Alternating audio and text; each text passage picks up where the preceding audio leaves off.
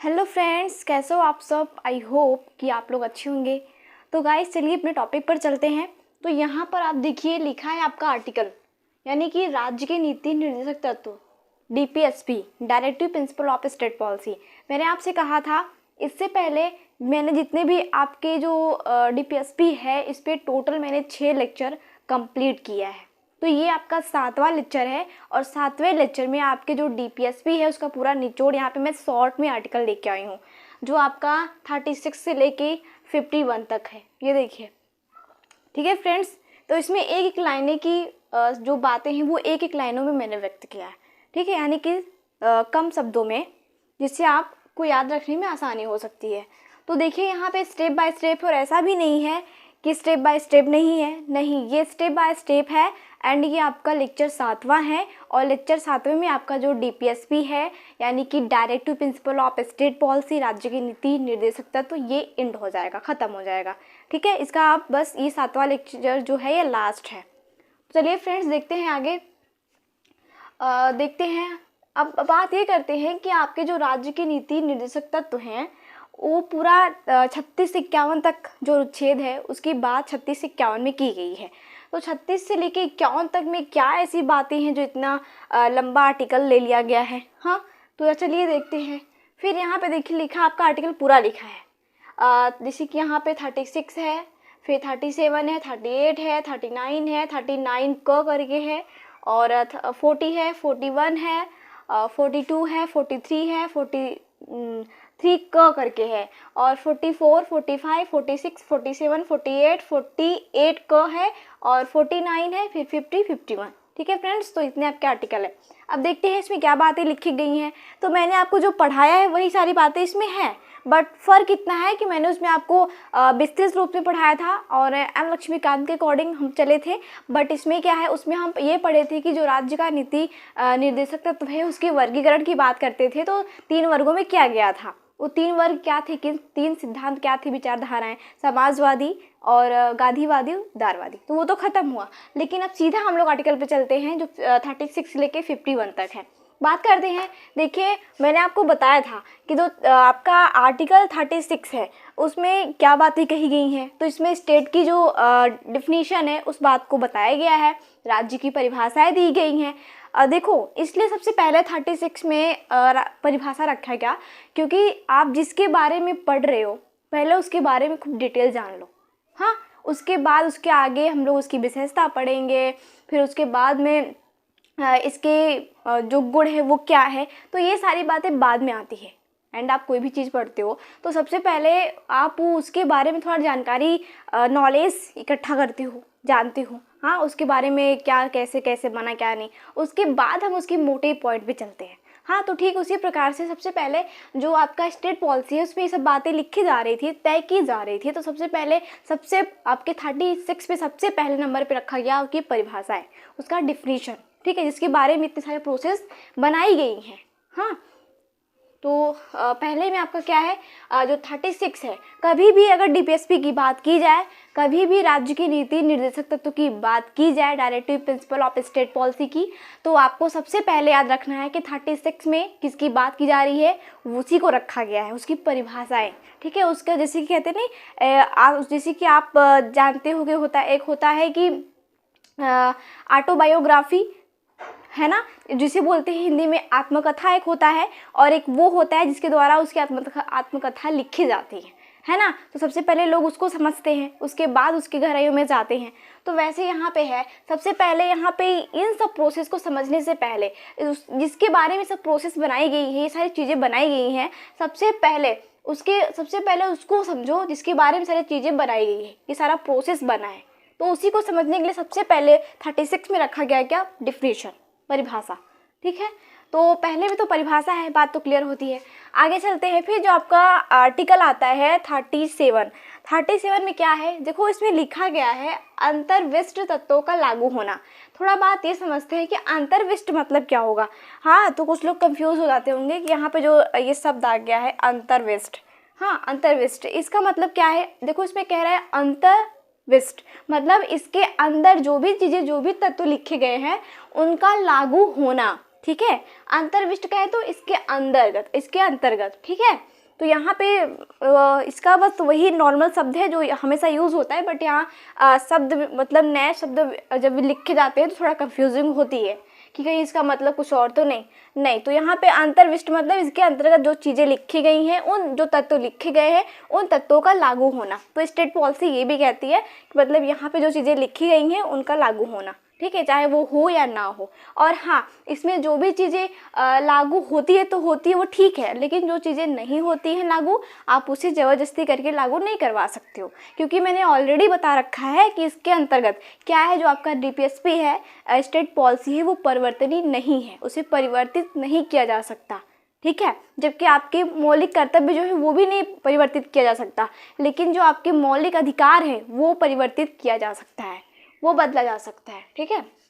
और मैंने ये भी बताया था आपको कि एक गोलकनाथ करके जो मामला आया था, उसमें भी वो जो 1967 में मामला आया, इस सर्वोच्च न्यायालय का मामला था, ये बात भी मैंने आपको बताया था शॉर्ट वीडियो में। और फिर इसमें भी ये बात की गई थी कि जो आपके मौलिक अधिकार है, मतलब मौलिक अधिकार को लेकर के एक बात इसमें व्यक्त किया गया था। हाँ, तो उसको आगे हम लोग डिटेल से समझेंगे। और फिर यहाँ पे देखो आपका जो आर्टिकल है 38 करके, इसमें क्या, ठीक है फ्रेंड्स। तो यहाँ पे समझते हैं जो आपका आर्टिकल है 38 क्या कहता है।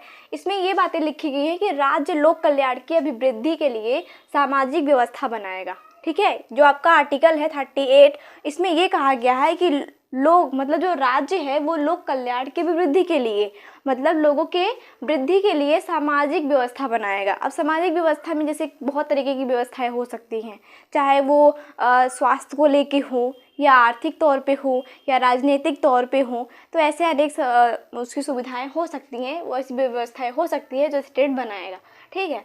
अब आगे चलते हैं। आपके जो आर्टिकल 39 है उसमें ये कहा गया है कि राज्य के द्वारा अनुसरणीय कुछ नीति तत्व, हाँ, मतलब इसमें ये कहता है कि राज्य के द्वारा अनुसरणीय कुछ नीति तत्व, मतलब इसके अंतर्गत कुछ ऐसे तत्व, कुछ ऐसे नियम कायदा कानून कुछ लिखे गए हैं, कुछ बनाए गए हैं जो राज्य हमेशा अनुसरणीय मतलब रखेगा, उसे हमेशा याद रखेगा कि हाँ हम इसके प्रति कुछ नीतियाँ भी तय किए हैं, ठीक है। अब आपका आर्टिकल आता है 39 क करके, ठीक है। पहले 39 है, फिर उसके बाद 39 क करके है। और एक बात मैंने आपको ये भी बताया था पढ़ाते वक्त कि यहाँ पे 2 कॉपी क्यों दिख रहा है, जैसे 39 है फिर 39 क करके, इसलिए ऐसा हो बनाया गया क्योंकि जब मैं आगे आपको मैं पढ़ाऊँगी नए निर्देशक तत्व जो आपके 42वें संविधान संशोधन 1976 में हुए थे, उसको भी मैं आपको आगे बताऊंगी, ठीक है। उसमें उसके तहत 4 नए तत्व जोड़े गए थे। इसके बाद वो आपका नेक्स्ट लेक्चर आएगा उसी पे। तो यहाँ पे देखिए, यहाँ पे मैं ये आपको बता रही थी कि यहाँ पे 2 कॉपी क्यों देखने को मिल रहा है ना। तो 2 कॉपी इसलिए देखने को मिल रहा है, जैसे कि 39 है फिर 39 क करके है, इसलिए क्योंकि जब इसमें शायद बातें लिखी जा रही थी, कुछ जो व्यवस्थाएं प्रोसेस बन रही थी, तो उस समय कुछ छूट गया उनसे, हाँ छूट गया। तो बाद में जब उन्हें याद आया, जब वो रिमेम्बर किए बातों को, तो उनको लगा नहीं इस बात को इस आर्टिकल के तहत लिखा जाना चाहिए, हाँ। तो वो लिख तो दिए, लेकिन क्या कर दिए, 39 क कर दिया, हाँ। तो ऐसे, ठीक है, इसलिए यहाँ पे 2 कॉपी देखने को मिल रहा है। जैसे यहाँ पे 39 को लेके दिखा, फिर यहाँ पे 43 करके है, 43 का है, फिर उसके बाद 48 है, 48 करके का है, ठीक है। आगे चलें। यहाँ पे देखो, हाँ बात कर रहे थे कि यहाँ पे जो 39 है क, इसमें क्या बातें लिखी गई हैं। तो इसमें ये लिखा गया है कि समान न्याय और निःशुल्क विविध सहायता, मतलब कह रहा है कि समान न्याय, और समान न्याय की बात करें तो मतलब समान न्याय, कोई भेदभाव नहीं, समान न्याय, और निःशुल्क मतलब फ्री, बिना आर्थिक, बिना पैसे के। निःशुल्क विविध सहायता मतलब स्टेट ये भी कहता है कि उन्हें सामाजिक तौर पे समान न्याय, और निःशुल्क मतलब मुक्त, बिना आर्थिक सहायता के, ठीक है, बिना मतलब फ्री, उन्हें विविध मतलब अलग अलग सहायता प्रदान की जाएगी, हाँ। फिर आर्टिकल आपका जो 40 है उसमें क्या बातें हैं, हाँ आर्टिकल 40 में ये बातें मैंने आपको बताया था कि जो ग्राम पंचायतें हैं स्थानीय लेवल पे देखा जा सकता है। हमारे यहाँ डेमोक्रेसी चल रही है, तो यहाँ पे पहले सेंट्रल गवर्नमेंट, फिर स्टेट गवर्नमेंट, उसके बाद लोकल आती है, ठीक है, यानी कि आपका यही स्थानीय वाला। तो यहाँ पे इसका जो व्यवस्था किया गया है, इसके गठन की जो बात की गई है, जो प्रधान वाला चुनाव होता है, हाँ ग्राम पंचायत का, तो जो ग्राम पंचायत के कार्य शक्तियाँ गठन की बात की गई है, वो आर्टिकल आपका 40 में किया गया है। तो ये बातें भी हमेशा याद रखिएगा आप, ये बातें तो हमेशा याद रखिएगा। ग्राम पंचायतों का संगठन यानी गठन की बात इसमें की गई है, आपका जो आर्टिकल है 40। उसके बाद जो आर्टिकल आपका 41 है उसमें क्या कहा गया है वो देखते हैं। आपका जो 41 है आर्टिकल, इसमें कहते हैं कि कुछ दशाओं में काम, शिक्षा, लोक सहायता पाने का अधिकार, मतलब लोग इसके भी हकदार है कि उन्हें दशा चाहे जैसे भी हो, उनके किसी भी कंडीशन में जी रहे हो चाहे जैसे भी हो, लेकिन उन्हें कुछ ऐसे दशाएं हैं जिसे उन्हें उस दशा में भी, चाहे वो बुजुर्ग हो चुके हो या फिर वो जैसे कि अच्छे खासे हों या फिर उनका स्वास्थ्य ना ठीक हो, फिर भी उनके अनुसार उन्हें काम दिया जाएगा। उन्हें मतलब काम, जो शिक्षा के बल उन्हें शिक्षा, जो काम के बल उन्हें काम, और लोक सहायता प्रदान की जाएगी। हाँ फ्रेंड्स, तो इसका भी अधिकार है 41 में।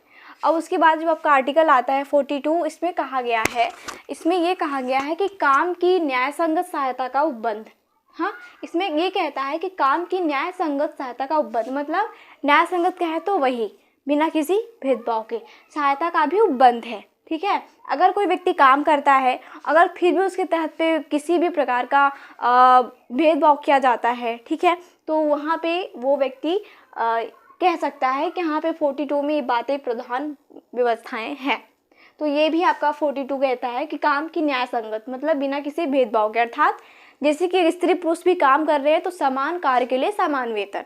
ठीक है, तो अब आपका जो आर्टिकल आता है 43, ये कहता है कि कर्मकारों के लिए निर्वाह मजदूरी आदि, अर्थात कहने का मतलब ये है कि जो कर्मकार हैं, जो कारीगर हैं, जो काम करते हैं, जो मजदूर हैं, उनके लिए तो फ्रेंड्स आपका जो आर्टिकल 43 है वो क्या कहता है, कह रहा है कि कर्मकारों के लिए निर्वाह मजदूरी, अर्थात कहने का मतलब ये है कि जो कर्मकार हैं, जो कारीगर हैं, अगर वो काम करते हैं तो कम से कम उनके कार्य के बदले उन्हें उतना मजदूरी तो दिया जाना चाहिए कि वो अपना जीवन निर्वाह कर सके, व्यतीत कर सके।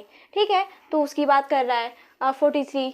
और आर्टिकल 43 क में ये बातें कहा गया है कि उद्योगों के उपबंध में कर्मकारों का भाग लेना, अर्थात जो उद्योग हैं उसके कार्यों में भाग लेना, उसके कार्यों में जो कर्मकार हैं वो भाग भी ले सकते हैं।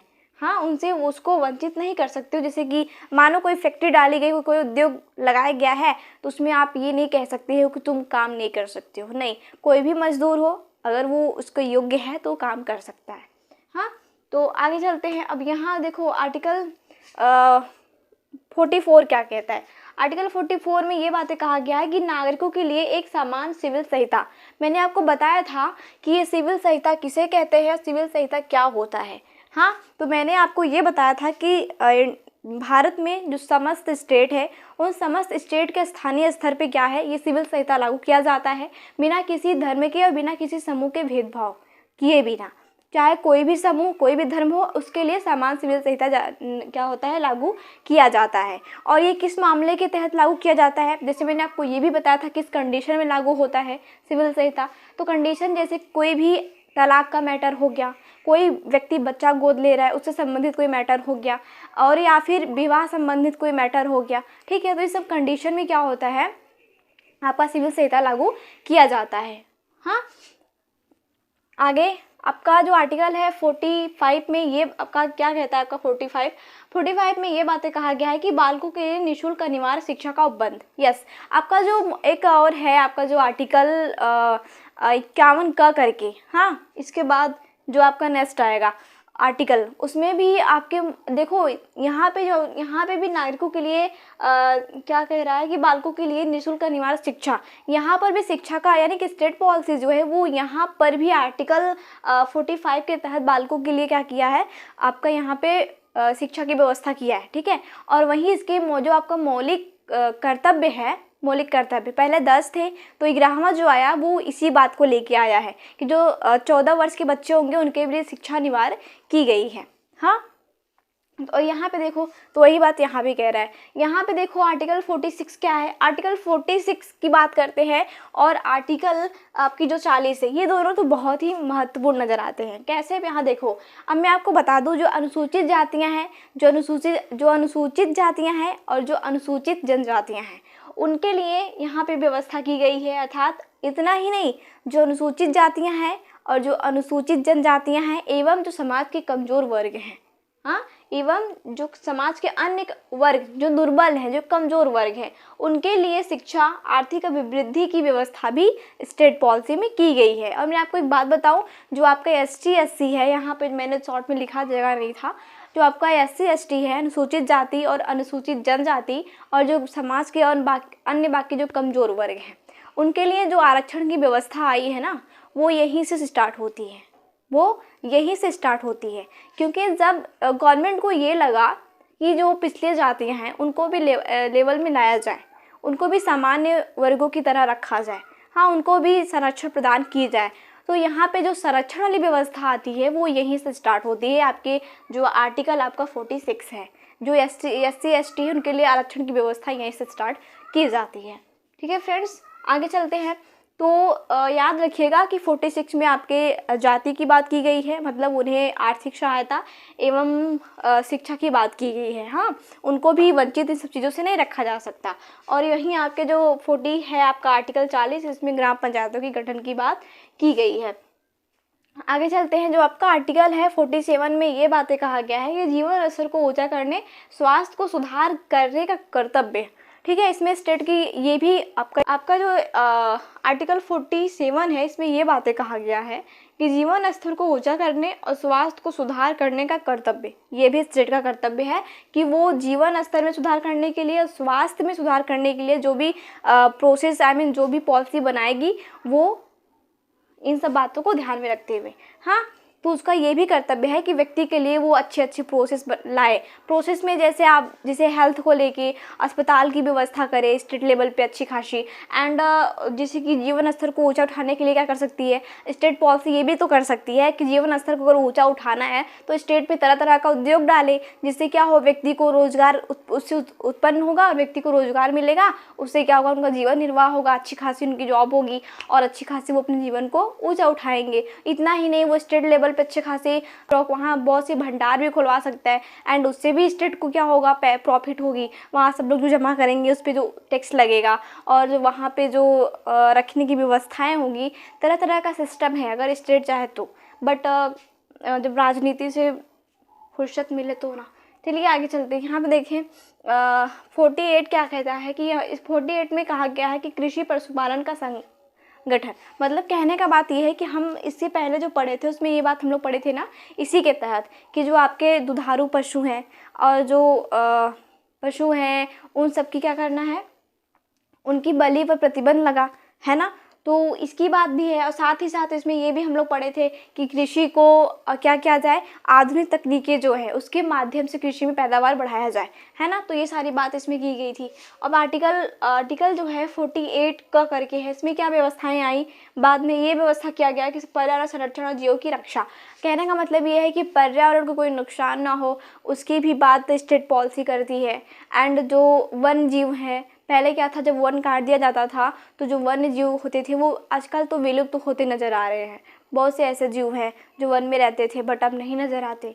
हाँ, ठीक है, तो यहाँ पे उनका भी ध्यान रखना है, मतलब इंसान के साथ साथ जीवों का भी ध्यान रखते हुए चलना है, जो पशु पक्षी है उन सभी का, और जो वन्य जीव हैं उनका, और साथ ही साथ अपने इन्वायरमेंट का, पर्यावरण का। ठीक है, आगे चलें। आर्टिकल अब आपका जो यहाँ पे है 49 क्या कहता है, हाँ, 49 में भी व्यवस्थाएं जो आपके राष्ट्रीय महत्व रखने वाली इमारतें हैं एंड जो स्थान है, जो वस्तुएं हैं, उनको भी संरक्षण प्रदान करने की स्टेट पॉलिसी व्यवस्था की है, उनकी भी संरक्षण प्रदान करने की व्यवस्था की गई है।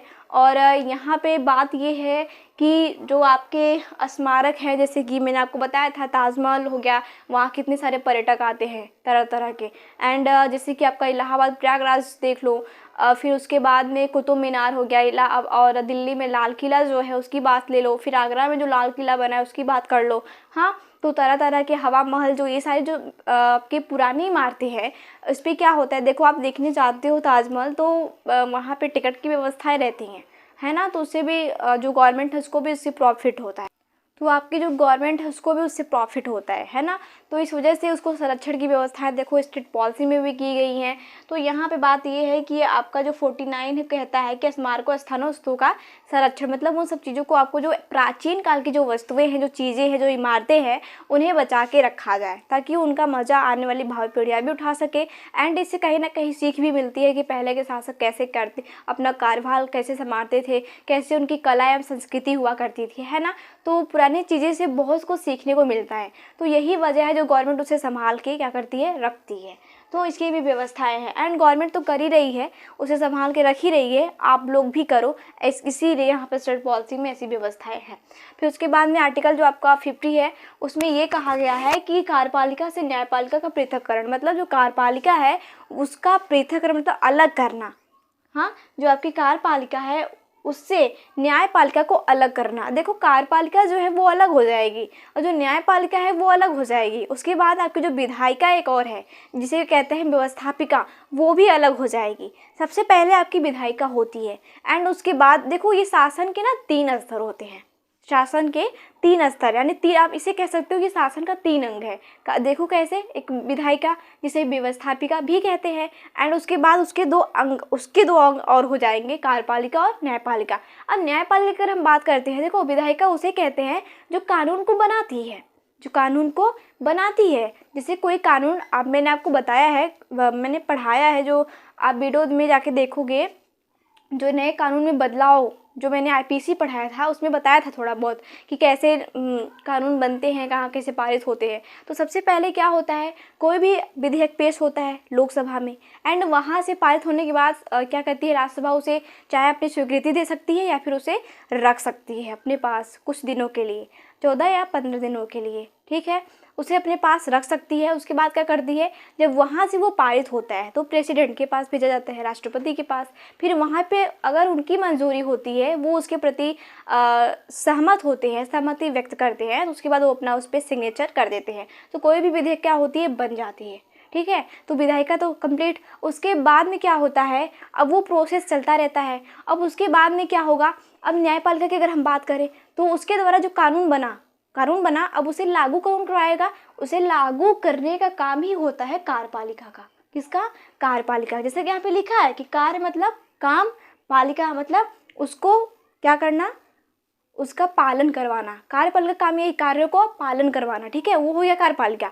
एंड उसके बाद में न्यायपालिका का मतलब ये है कि जैसे कि हमारे यहाँ जो सुप्रीम कोर्ट है, जो हाई कोर्ट है, जो स्थानीय लेवल पे आप देखते हो जिला न्यायालय होता है, ठीक है।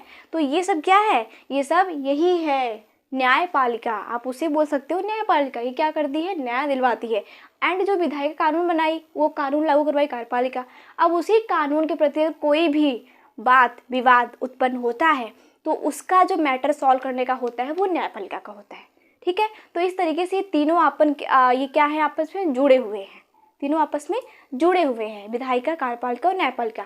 क्योंकि कोई भी प्रोसेस अगर विधायिका बनाती है तो वो तीनों दौर से होके गुजरता है, विधायिका से, कार्यपालिका से, न्यायपालिका के, ठीक है, न्यायपालिका से।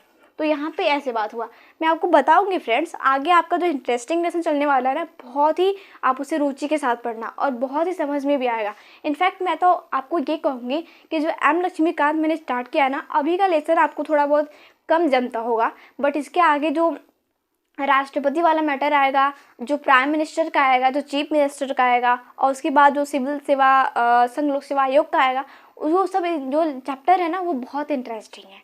थोड़ा धैर्य रखिए, उसके बाद बस ये ख़त्म हो ही रहा है, उसके बाद मैं वही लेके आऊँगी चैप्टर जो बहुत ज़्यादा पढ़ने में इंटरेस्टिंग लगता है। मुझे तो बहुत अच्छा लगता है ये, खासकर जो लोकसभा वाला चैप्टर है फ्रेंड्स। तो यहाँ पे देखिए आपका जो आर्टिकल है 51, इसमें अब 51 में ये बात किया गया है कि आपका जो अंतर्राष्ट्रीय शांति सुरक्षा अभिवृद्धि, इसकी व्यवस्था है। कहने का मतलब ये है कि 51 ये भी कहता है कि अंतर्राष्ट्रीय स्तर पे, राष्ट्रीय ही नहीं, एक देश में ही नहीं, देश के बाहर अंतर्राष्ट्रीय स्तर पे क्या हो, शांति कायम रहे, ठीक है। तो इसके लिए बहुत सी व्यवस्थाएं भी की गई हैं इसको लेके।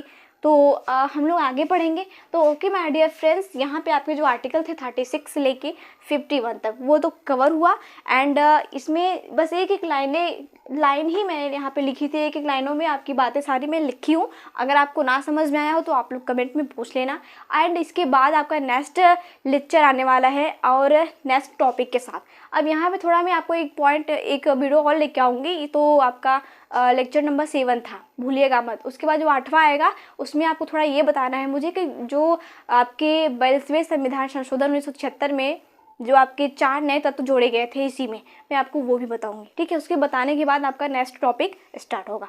ओके माय डियर फ्रेंड्स, तो हम फिर मिलते हैं नेक्स्ट वीडियो में। Thank you so much.